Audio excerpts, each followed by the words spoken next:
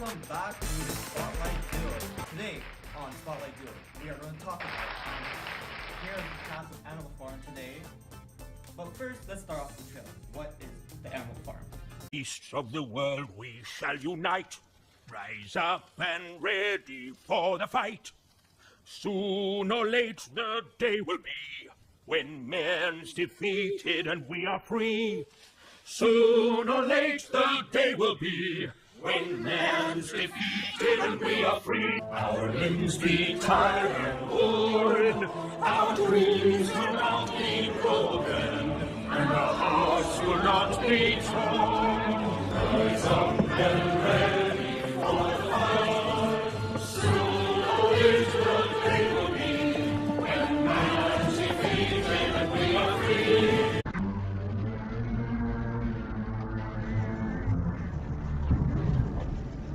Throughout history, animals have worked for men, and man has fed and cared for them. But now, in this valley, on this farm, in this barn,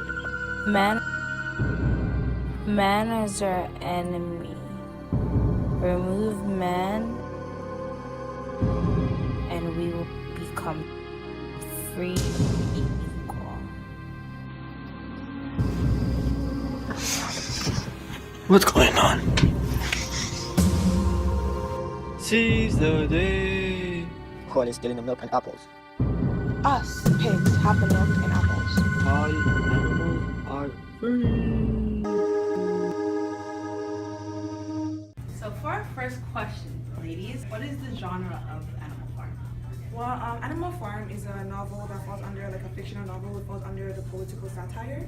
And a political satire is basically the use of humor, irony, exaggeration, or ridicule to basically expose the stupidity of a person or the vices, particularly in the context of contemporary politics.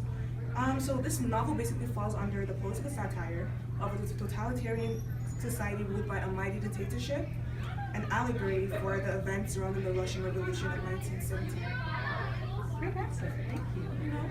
But now, the main question of many people, it's certainly me. Yeah. What is Animal Farm about? Like, can you give us a brief insight about it? Well, so for the exposition, on the manor farm, Old Major gathers the animals for a meeting and inspire them to revolt.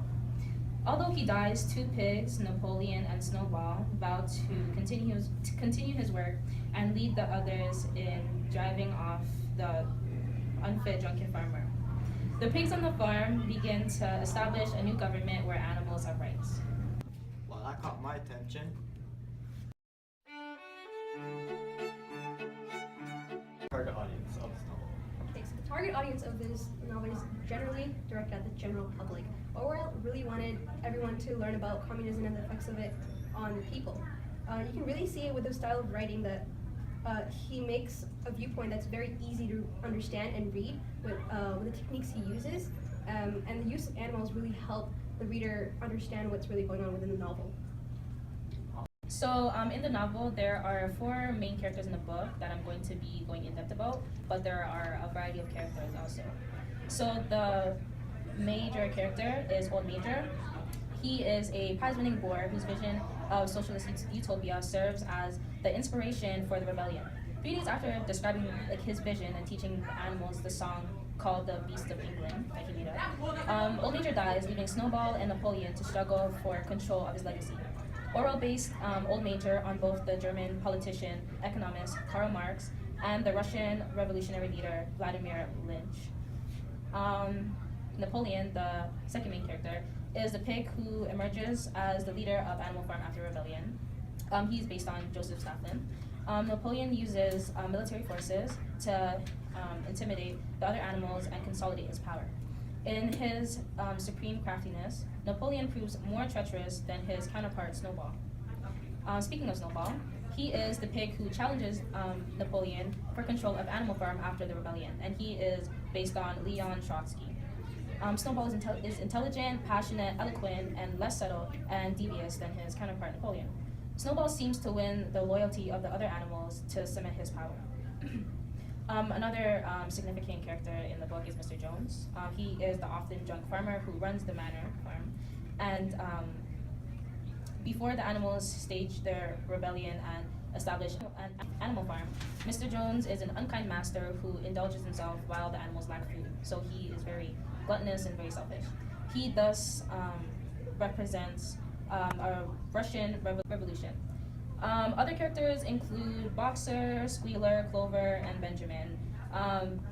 They are not as significant as these 4 characters, but you will have to read the book to find out about them. Great description, thank you. Luckily, our guests provide a quote to signify the whole novel. So here are the quotes. These lines from chapter 1 constitute the first verse of the song that Old Major hears in his dream, and which he teaches to the rest of the animals during his faithful meeting in the barn. Like the communist anthem International, on which it is based, Beast of England stirs the emotions of the animals and fires their revolutionary idealism. As it spreads rapidly across the region, the song gives the beast both courage and solace on many occasions. The lofty optimism of the words golden future time, which appear in the last verse as well, serves to keep the animals focused on the rebellion's goals so that they will ignore the suffering along the way. Later, however, once Napoleon has cemented his control over the farm, the song's revolutionary nature becomes a liability. Squealer scolds the animal for singing it, noting that the song was a song of the rebellion. Now that the rebellion is over and a new regime has gained power, Squealer fears that the power of such idealistic, future-directed lyrics. Wanting to discourage the animal's capacity for hope and vision, he orders another animal to write a replacement for a Beast of England that praises Napoleon and emphasizes loyalty to the state over the purity of animalistic ideology. These words from chapter 5 describe Napoleon's violent expulsion of Snowball from Animal Farm, which parallels the falling out between Joseph Stalin and Leon Trotsky. Napoleon, who is clearly losing the contest for the hearts and minds of the lower animals to his rival Snowball, turns to his private police force of dogs to enforce his supremacy. As Stalin did, Napoleon refers to his work behind the scenes to build his power by secrecy and deception, while Snowball, as Trotsky did, devotes himself to winning popular support through his ideas and his eloquence. Napoleon's use of attack dogs in this passage provides a balanced example of his differences with Snowball and points beyond the story to criticize real leaders for their use of authoritarian tactics. More generally, this quote signifies the deterioration of Animal Farm from a society based on equal rights to a society in which those who are powerful determine who gets what rights. The ultimate example of the pig's systematic abuse of logic and language to control the other animals, this is the final addition to the 7 commandments, which appears in chapter 10. The original phrase of all animals are equal points at a specific form of corruption on Animal Farm. The initial unmodified phrase makes reference to all animals, its message extending to the entire world of animals without distinction. Similarly, Old Major expresses ideals that show the dignity, the commandership, and the inclusion of all in voting and decision-making so that no one group or individual will oppress another. The revised version, however, mentions an all, but only in order to differentiate a some from that all, to specify the uniqueness, the elite nature, and the chosen status of that some. The pigs clearly envision themselves as this privileged some. Under their totalitarian regime, the working animals exist only to provide the rulers with food and comfort and to support their luxurious and exclusive lifestyle. So what's the leading question for viewers of Farm? Oh wow, that's a really good question, thank you. I think everyone should be an Animal Farm, not only because I'm in it and like I make more money from that, but I think Animal Farm really reflects the events leading up to the Russian Revolution of 1917 and then onto the Stalinist era of the Soviet Union.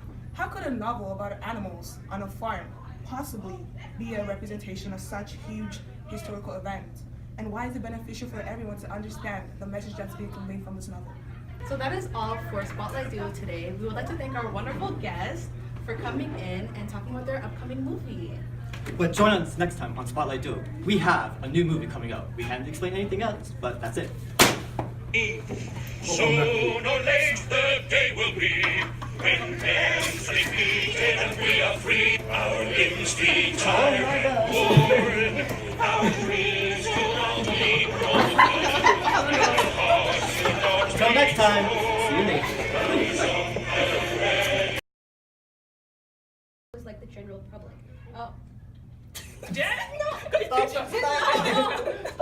Sorry, what were we doing?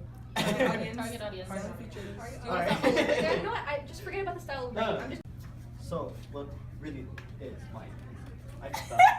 I think everyone should read this novel not only because I'm in it and like I make more money from that. Yo, guys. Whoa!